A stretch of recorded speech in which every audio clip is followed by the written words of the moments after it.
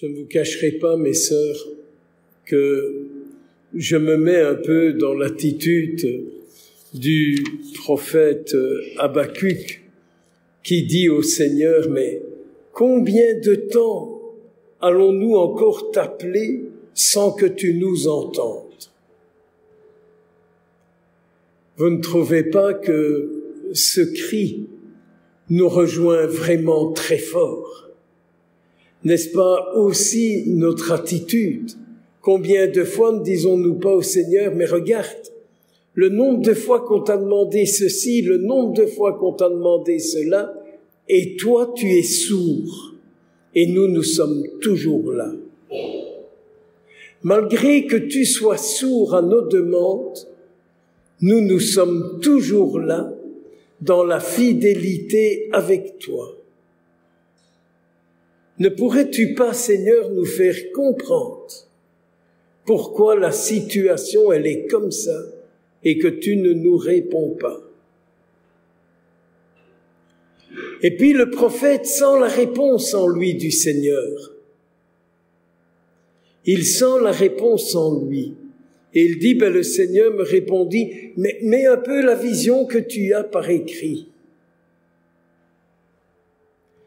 Quand nous faisons cette prière au Seigneur, qu'est-ce qui monte en nous? Et qu'est-ce que nous pourrions dire qui monte de nous et qui est la réponse du Seigneur?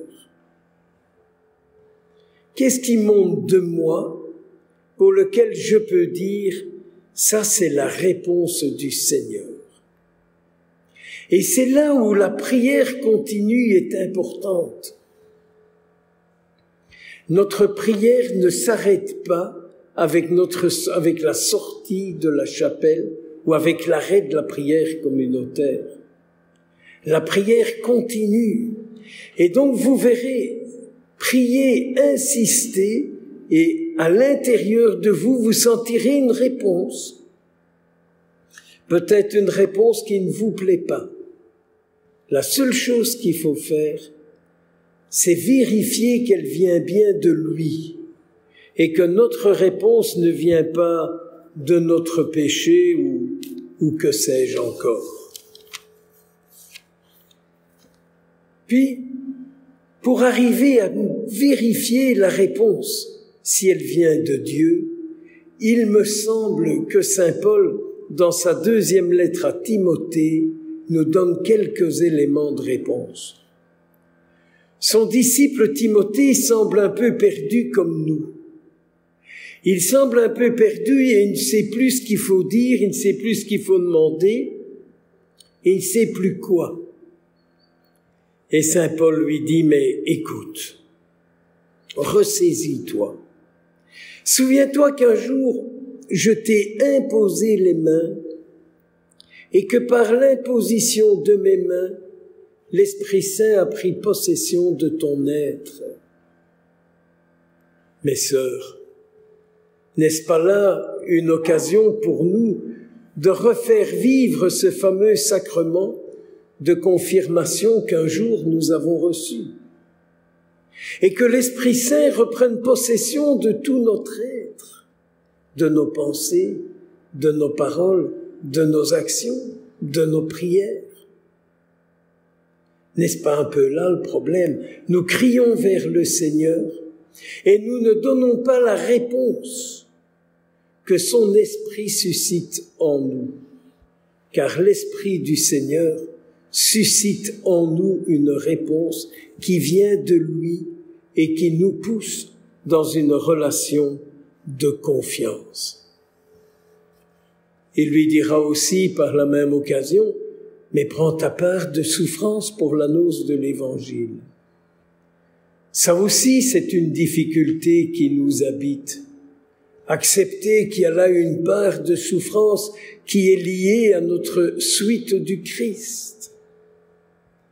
Il n'a jamais été dit nulle part que la Christie, c'est un tapis rouge qui est déroulé devant nous et que tout est sans embûche, sans difficulté.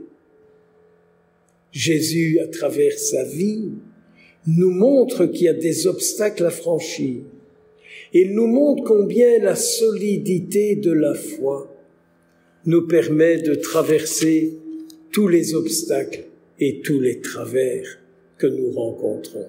Nous nous butons et nous avons tendance à nous arrêter à l'obstacle, à la difficulté qui arrive. Alors on comprend que notre Seigneur aujourd'hui vient nous dire « Mais écoute, essaie avec ma grâce d'avoir une foi plus grande.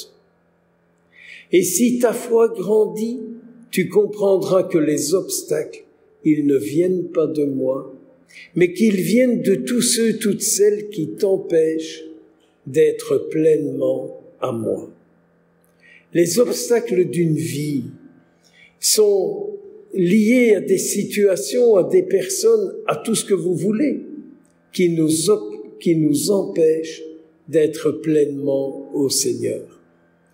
Il faut les traverser, car chaque fois que nous traversons un obstacle, c'est le signe que notre foi est plus puissante que l'obstacle qui nous arrive. Souvent, nos obstacles nous bloquent, nous figent sur place et prennent possession de nous.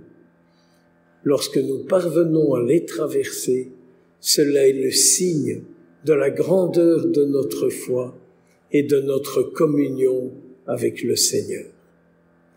Alors oui, que l'Esprit Saint soit plus vivant en nous, qu'il prenne beaucoup plus de place dans nos vies. Invoquons-le à temps et à contre-temps. Et ainsi nous traverserons les souffrances de nos vocations, les peurs de l'avenir, et nous pourrons dire, mais Seigneur, je crie vers toi, voilà ce que je crois être ta réponse.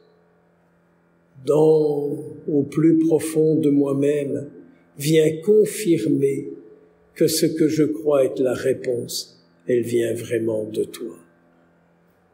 Vierge Marie, toi qui as traversé tous les obstacles en suivant la vocation qui est la tienne, intercède pour nous, afin qu'à notre tour aussi, nous puissions vivre notre suite du Christ en communion avec toi. Et comme nous l'avons dit au début de cette Eucharistie, Seigneur, délivre notre conscience de tout ce qui nous inquiète et accorde-nous bien plus que nous n'osons te demander. Et nous pouvons répéter cette prière tout au long de cette journée. Que les bénédictions du ciel descendent sur nous tous en surabondance et que nos anges gardiens soient auprès de nous en ce jour de leur fête. Amen.